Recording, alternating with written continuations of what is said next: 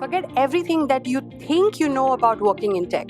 The biggest secret is that you do not need to be a coder to have a successful and impactful career in tech. Hi, I'm Astha and I work at Microsoft. I'm not a software engineer or a software developer, but instead a seller who got into Microsoft without writing a single line of code. Honestly, when I tell people that I work at Microsoft, they assume that I'm a product engineer, product developer. Yes, I used to be a software developer before working at Microsoft, but during my MBA, I discovered roles in technology sector which require little to no coding, and sadly no one even tells us about them. So I'm making this video to clear the myth around having to code 24/7 to have a successful career in tech, and also tell you about the real tech careers beyond coding.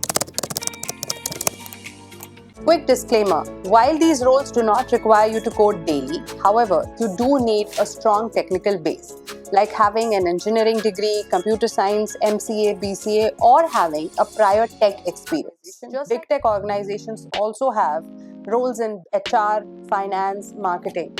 However, thanks to the competition in India, MBA often becomes a requirement. In this video, I will be covering the different categories of non-coding job roles, what each job role entail, their coding levels, and the tech intensity required for each one of them. So let's get started, shall we? Technical sales and pre-sales. These are people who connect technology with business needs. They don't write code, but instead help customers understand how tech solves real problems. Their daily job role entails talking to customers, understanding their needs and what they require, and show them how tech products like Azure, Google Cloud, etc. can help them solve these real-time problems. The tech intensity needed is intermediate. Coding level required here is almost next to nil. However, having a prior coding experience definitely gives you an edge. Product managers and program managers. These are people who are planners of the tech world. They don't build the product themselves. Instead, take help from UI UX designers, software engineers, etc. Their primary job is to make the right product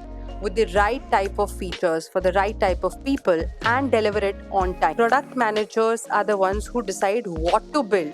They are also known as product CEOs.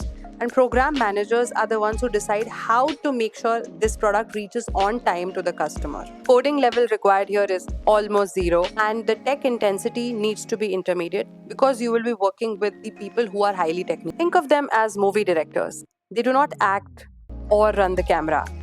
But if they do not exist, who's gonna say lights, camera, action? Support and customer engineering. These are the people who are literally superheroes. They step in whenever anything at the customer environment breaks in. So their primary job is to make sure that they help resolve customer issues once sellers like us have sold the product to them. This ensures that the customer has a very good experience post purchasing the product, and also helps our sellers to sell more, or else what if the customer runs away to another competition, right? Coding level required here would be a good enough, I would say 1 out of or 2 out of 5. And technical intensity here needs to be more than intermediate, definitely not a beginner, needs to be experienced, moderate is what I would say. If you enjoy troubleshooting and helping people, this should be your zone. If you have been enjoying this video so far, make sure you hit the like button and subscribe to my channel. Technical consulting and advisory. This is more of a strategy than anything technical. Consultants and enterprise architects help customers to understand which technology to use, how to move to cloud, how to modernize, and how to save cost as well. Coding level required is zero, but the technical intensity needs to be advanced for you to understand which technology to come in. For example, how should the architecture look like? Which components need to be used? Should I go for a monolithic architecture or microservices?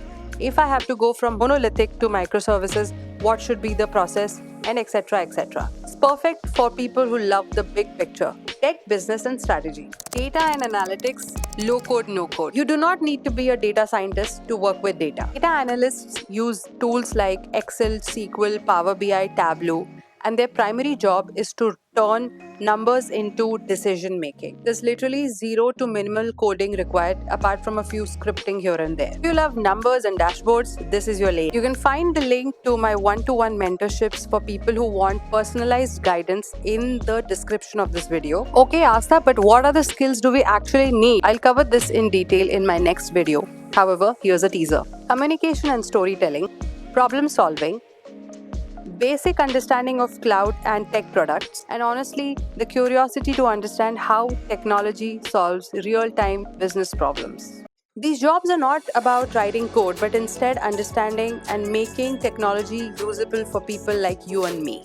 If you love technology but hate coding or have a little less affinity for coding, remember there's still space for you.